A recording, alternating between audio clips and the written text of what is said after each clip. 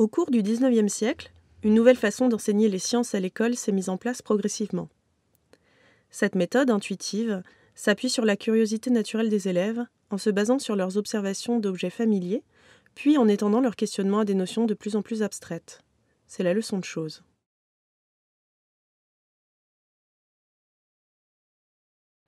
Ouvrez vos cahiers. Aujourd'hui, nous allons continuer notre leçon sur le hanneton. Rappelez-vous quand nous les avons observés dans les arbres de la cour. Nous avions écrit « Malheur à l'arbre sur lequel s'abattent, lors des chaudes soirées de printemps, les gros hannetons au vol bruyant. Son feuillage risque fort d'être en grande partie dévoré. » Vous êtes-vous déjà demandé à quoi ressemblait notre hanneton à l'intérieur? Mais je sais déjà ce que vous allez me dire. Un insecte, c'est trop petit pour que l'on puisse en observer l'intérieur en classe correctement. Et vous auriez raison.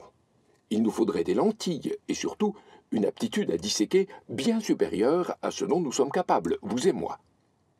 Mais heureusement, nous avons à notre disposition un objet incroyable créé par le docteur Louis Ozou. Un hanneton en papier mâché que l'on peut entièrement démonter. Louis Ozou est un médecin normand passionné d'anatomie. Dans les années 1825, il a commencé à fabriquer ces modèles qui reproduisent, d'une façon extrêmement fidèle, l'anatomie humaine, végétale ou animale. Figurez-vous, chers élèves, que l'on peut maintenant comprendre l'organisation de la nature en évitant la dissection. Il existe même un modèle pour chaque type d'espèce, et le hanneton que vous allez voir est le représentant des insectes. Ozou s'est basé pour le fabriquer sur des planches d'un zoologiste de renom, le professeur Strauss-Durkheim, qui... Ah, mais je m'emballe. Revenons à nos hannetons. Le docteur Ozou a su reproduire avec génie les structures minuscules de la morphologie du coléoptère.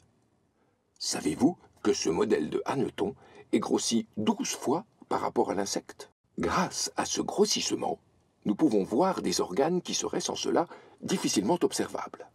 Imaginez, avant qu'Ozou n'ait créé ces modèles, comme il était difficile de faire une étude approfondie des invertébrés. Comment se rendre compte, à partir de planches dessinées, du volume et de l'organisation des organes les uns par rapport aux autres? Regardez comme tout devient plus clair quand on le voit et qu'on peut le manipuler.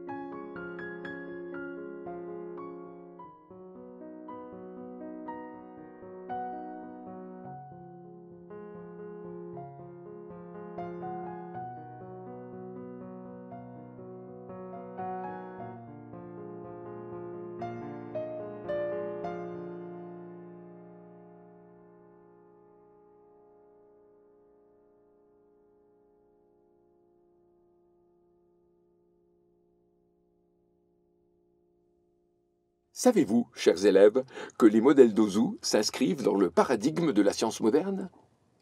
En voyant cet objet, on ne peut s'empêcher de penser à la thèse de l'animal-machine de Descartes.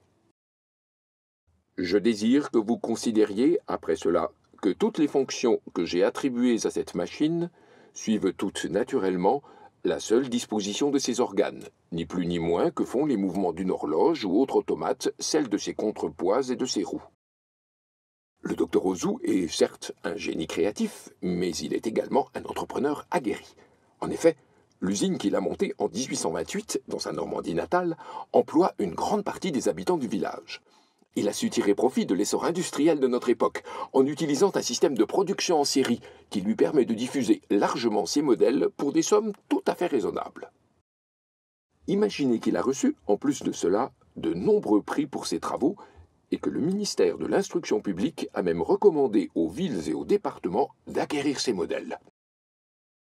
Le travail et la minutie, mis dans chacun des plus petits détails, façonnés par autant de petites mains différentes, font de ces objets des pièces uniques.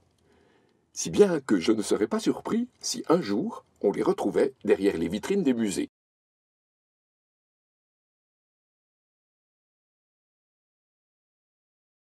Mais il est déjà l'heure.